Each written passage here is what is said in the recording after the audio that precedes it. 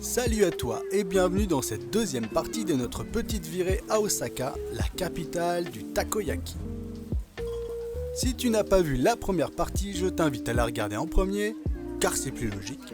Mais au pire, c'est pas bien grave. Ça sent bon. Enfin, ça doit sentir bon.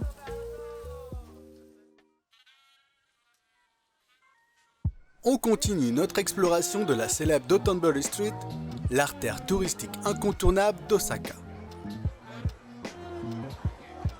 En plus d'y trouver des tonnes de restaurants et nourritures différentes, on y trouve aussi plein de petits recoins. Pardon.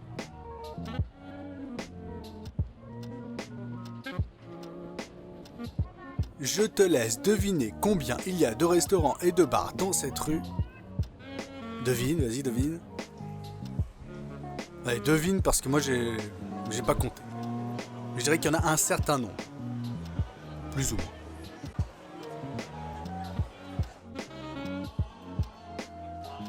Takoyaki, yakitori, sushi, bœuf de Kobe et même melon de panne, on trouve vraiment de tout ici. Il y a même moyen de trouver un restaurant français, je suis sûr. Il passe plus de 100 000 personnes par jour rien que dans cette rue et sûrement sous ce bœuf.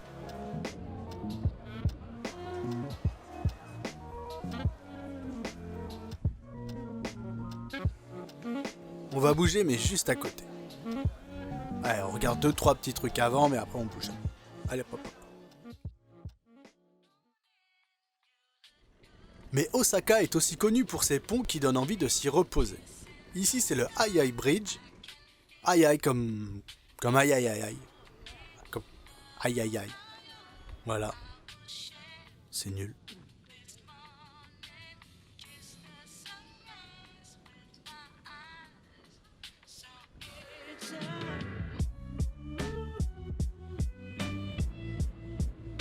Non loin de là, on a aussi de quoi s'amuser en cosplay avec des pubs format XXL.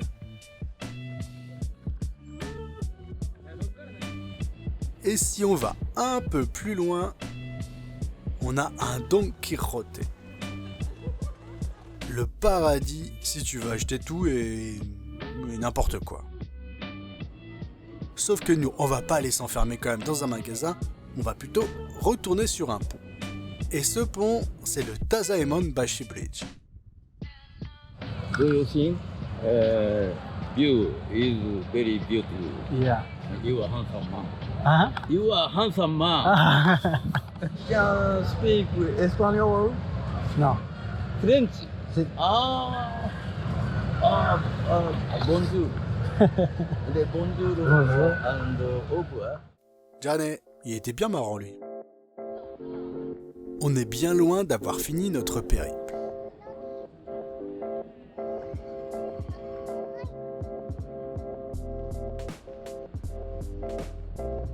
On va passer dans quelques rues assez animées. Oh là là, c'est animé, hein. Bon après c'est quand même plus animé la nuit, il semblerait.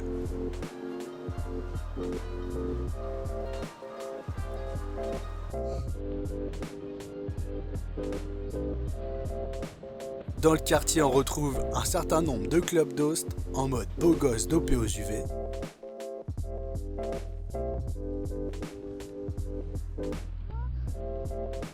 Les clubs d'hôtesses ne sont pas en reste en mode perte d'inspiration. Voilà.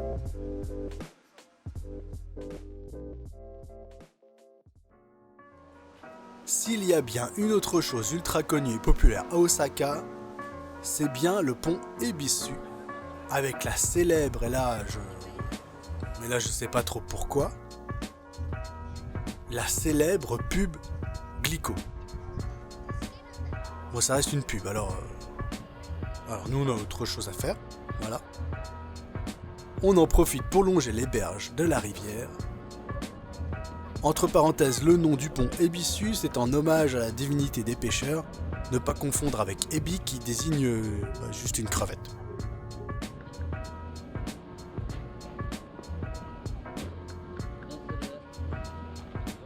Il est temps pour nous de se diriger vers notre nouvel objectif. Et j'en dis pas plus pour l'instant, c'est un petit secret, mais un tout petit secret si vous connaissez un tout petit peu Osaka. Enfin, on va faire une petite pause technique avant, car marcher ça use pas mal nos chaussures, et ça tombe bien car il y a un sacré magasin ici.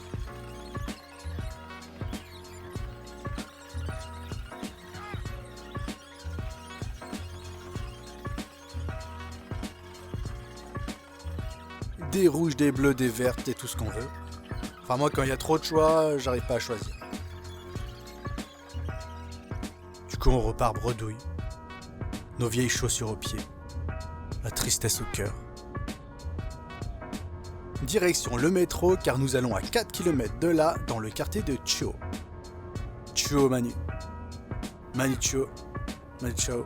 Chuo. Chuo. C'est nul. C'est nul. Et dans le quartier de Chuo, il y a des mecs sur des bateaux qui font de la musique en passant sous les ponts.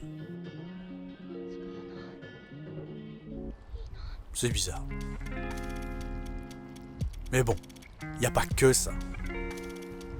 Il y a surtout le célébrissime château d'Osaka, juste là. On va se rapprocher un petit peu quand même.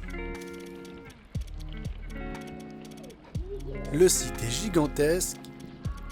Il y a bien sûr le château, mais aussi ses jardins, des sanctuaires, diverses portes et monuments. Il y a même une école d'arts martiaux et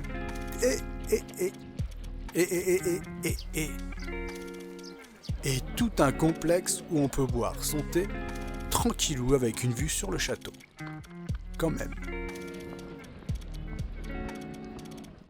Le site en lui-même ne ferme pas du tout, du coup on a le temps, pour une fois.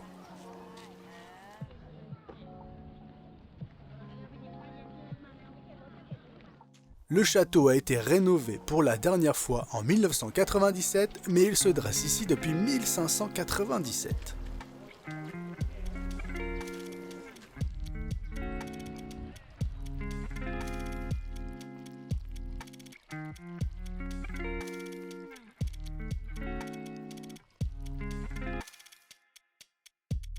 Une autre chose formidable ici, c'est de grimper sur les remparts pour aller y contempler la vue.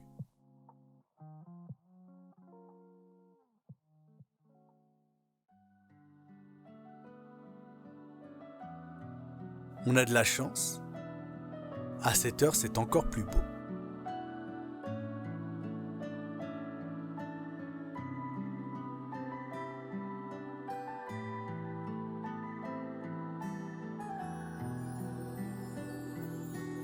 On se sent tout petit ici, au pied de ce colosse bâti avec près d'1 million de pierres.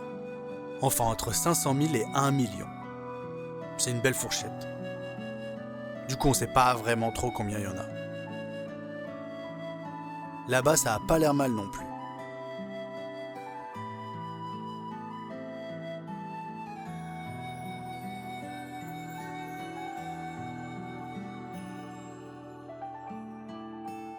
Être au milieu de ce site qui a des centaines d'années et avoir cette vue entre verdure et gratte-ciel, c'est juste magique, fantastique, poétique. Bref, un vrai endroit en hic et historique. On ne pourra pas visiter l'intérieur parce que comme toujours on est un peu en retard. Il faut savoir que le château ferme ses portes à 17h. D'ailleurs, attention, au Japon, beaucoup de lieux touristiques ferment à peu près vers cette heure-là, voire encore plus tôt. Mais nous on en profite pour reprendre une petite dose de soleil couchant.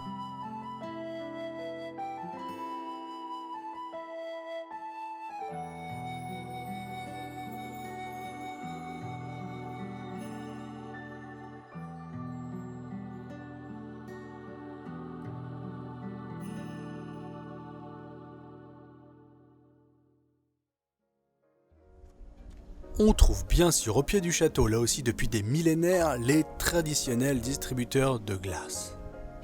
Et de Pepsi Refresh Shout. Victime de la mode, c'est moi. À 2 pas du château, on a toute une ribambelle de sanctuaires Shinto avec en leur centre la statue de Toyotomi Hideyoshi, deuxième unificateur du Japon. Rien que ça. Tout ça au beau milieu de bâtiments historiques et de distributeurs. Un peu de mauvais goût ici quand même. Bon, il commence à être un peu tard et on doit rentrer sur Kyoto en train, alors c'est l'heure de sonner la retraite. Osaka nous aura bien surprise avec ses multiples facettes et encore, on a juste effleuré la bête. On y reviendra. Je sais pas quand. Bientôt, j'espère.